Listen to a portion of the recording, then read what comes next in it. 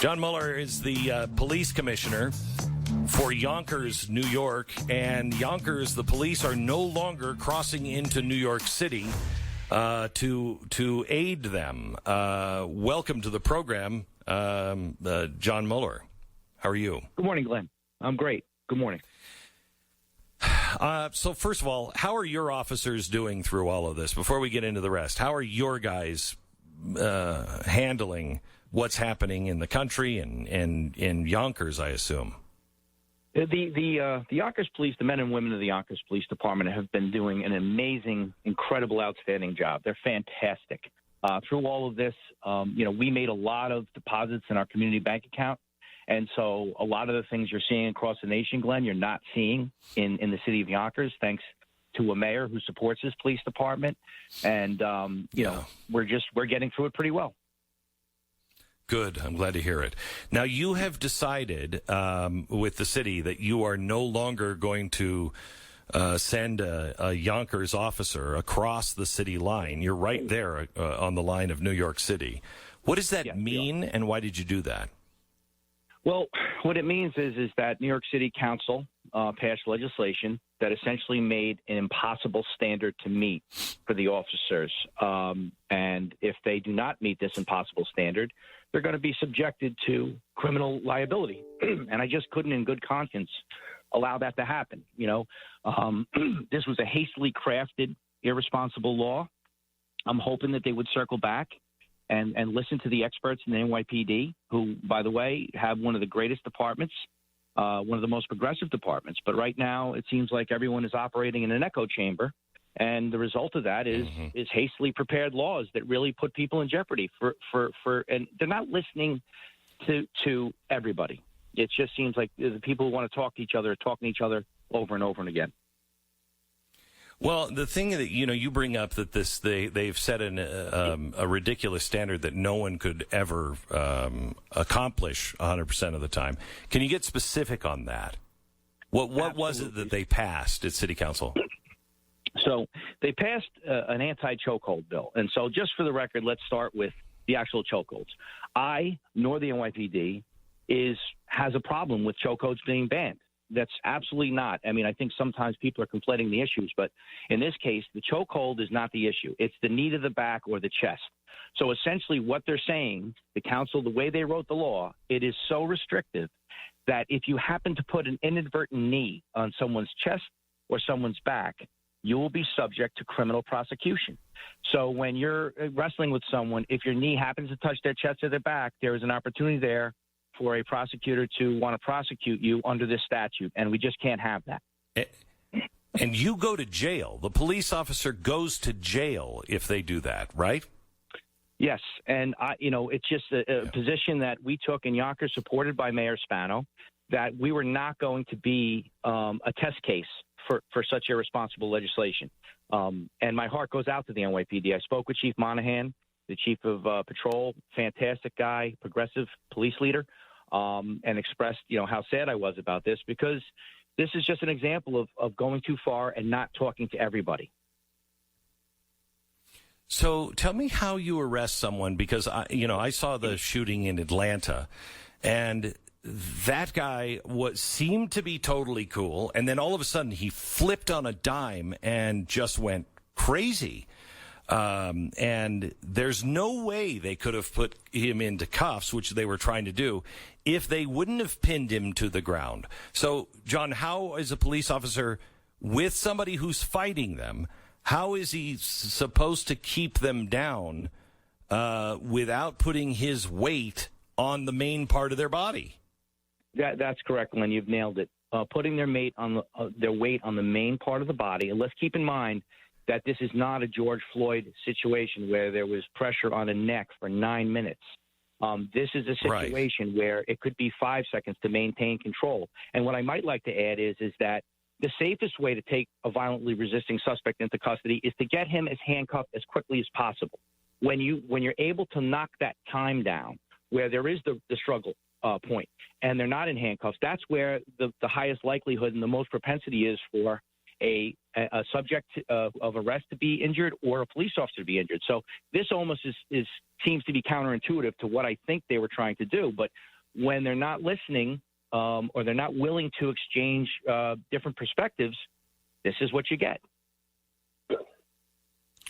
So what is this? What is this really going to mean to New York? Yesterday, CNN was talking about all the problems in New York, the radical spike in New York of problems is caused by Donald Trump and the Republicans for not, passing new gun legislation. That is so ridiculous. It is something right out of 1984 in Newspeak. Everyone with any kind of common sense knows that the cops are afraid to do anything. They're being told not to do anything. And that's what's causing the rise in crime. The bad guys have the upper hand. What does this mean for New York City to be isolated like this and not have other officers run in? It is really a problem for New York City, and sadly, and you used the two most important words probably right now that we need to be more heedful of is common sense. And there is no common sense right now when you pass legislation like this. And unfortunately, what you find, Glenn, is the folks that need us most in communities of color, in neighborhoods that have issues with poverty, they need the police. They need good policing. They need good, solid policing. We understand about police reform. We're for many different aspects of police reform. This is this is a business that shifts and changes. You have to be situationally agile. You have to be able to move, as time goes on. But we enjoyed a historic drop in crime. I was a New York City police officer for a very short time in 1992. And at that time, I believe there was around 2,100 murders. Last year, I think it was around 300. That's nothing short of miraculous. Now, could we have done things better? Right. Of course we could. But what you're seeing now is a reversal of this. And, the one thing you want is officers to come to work and feel like they're wanted and needed and appreciated, respected, and valued. Because when you do that, they're going to go out and they're going to interact with the community and value and respect and listen to what they have to say. It's really a win-win situation. So what we're trying to do here is just to bring, listen, at the end of the day, I'm responsible for the city of Yonkers and police commissioner there. I work at the behest of the mayor. And, this was just something that I'm not going to go down this road. I see bad things as a result of it. I see rising crime and look, this is just one example of steps that have been taken without talking to the experts in the NYPD. And like I said, they are the light. They have gone all over the world. People have come from all over the world to learn how the NYPD does policing. So when they say something like this is a problem, and again, I'm not going to speak for Commissioner Shea, but it's my understanding they're fine with the chokehold ban. It's the knee on the back, the knee compressing the chest that is the issue. And I think when you explain it to people, like you and I are talking right now, I think the overwhelming majority of people are going to say, okay, yeah, I get that. But right now it seems like the most shrill, the loudest minority, like if you scream the loudest in the minority group, a small minority that just wants to yell and scream, you're taking away reasonable common sense. You're taking away people that are willing to listen and go back and forth and exchange ideas to get where we want to get in terms of policing in America. John, help me out on something, because you've been with the police for, when did you join the force? I started in the NYPD in 1992. I transferred to Yonkers in 94, and I've been there ever since. So you're talking about 28 years. All right. Okay. So what is it like for a guy who I assume was on duty or was called onto duty on 9/11, a guy who witnessed that and then went through the months of every New Yorker and everybody saying thank you, thank you, thank you, knowing that our first responders go through hell that none of us want to go through, and being that guy or that group of people that was probably put too far up on a pedestal, but now, 20 years later, you're hated. What does that swing feel like? Well, I think we have to be mindful that I don't know if we are hated. I think that the hateful small segment of the population is very right now. Their voices are very amplified, and it seems like they seem to be the darling of certain media outlets. So it seems like we're hated. But the truth is, Glenn, I can tell you this with confidence. Our communities of color, our communities all over Yonkers, and I imagine it's the same in New York City, support the police. They want police. They want good policing. They want to feel safe because of the police, and they want to feel secure with the way we police, right? And we're constantly working towards that goal way before this. And I'll even do you one better. We were really appreciated our officers did a fantastic job during COVID, where, New York in general was the epicenter, with many, many, many cases, and probably is where it's all started. But at the end of the day, people really appreciated us, and then it all kind of fell apart. But I think the key is, Glenn, is to continue to engage your community, to talk with them, to exchange ideas, and take the time to have discussions, real conversations, not when someone's screaming at you or trying to coerce you to do something, because that's not what professionals do. Professionals stand up, and professionals assess situations, and they take the time to talk to people, and then you arrive at decisions. That's what they're paying us for. Unfortunately, it appears that, sadly, the New York City Council has no interest in talking to Commissioner Shea or the leadership of the NYPD, which is second to none in policing in the entire world.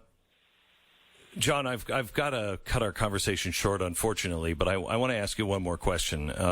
Sure. And this goes to just your general feeling with what's going on, let's say, right now in Portland. The governor and the mayor, they're screaming that the feds are there and they're kidnapping people in the street, et cetera, and they want nothing to do with that. Is the president, do you believe, is he right? And I don't want to make this about the president. So if you were president, would you be doing similar things? Are we reacting, or are we overreacting or underreacting on these cities where they don't seem to enforce the law at all? It's a great question, because in a democracy, these are the steps that Western civilization has to take to get where they need to be. Like there was a transformation when, like I said, the 2,300 murders in New York City, people got to the point where they said enough is enough, and we need really good, clean crime strategies to get us where people feel safe and secure. It's the same thing in Portland. There's going to be a consequence for lawlessness. There is, and you hope that people will take a look at it and say, I don't think this is exactly the good way to go, that, we have elected leadership saying, well, we have to let people vent. But venting is one thing. It's okay to say how you feel. It's okay to be frustrated and angry. It's not okay to damage property. It's not okay to try to hurt police officers. And I think what you're seeing there is really irresponsible among elected leadership. And you hope that eventually people will take notice of it and say, this just isn't the way we can do things. I mean, it's 55 days now, and it's $30 million worth of property damage. Like, at what point does anyone say, this is a disaster? We have to try to figure out a way to secure and reclaim the streets and not allow people to get hurt, and not allow lawlessness. That's the answer. So, it's the same thing with the decisions made here. It lays at the feet of the elected officials. Someday you hope there are consequences, and people say, I don't want to live through this again. This is not the way to achieve change, especially for 55 days. John Mueller, he is the New York City New York Police Commissioner from Yonkers, New York. And we really appreciate your time, and tell your officers millions of Americans do have their back. We're behind you guys. Thank you, John. I appreciate it. I really appreciate that. Thank you so much. Have a nice day. You bet. Bye-bye. Gosh, a normal conversation with a human being.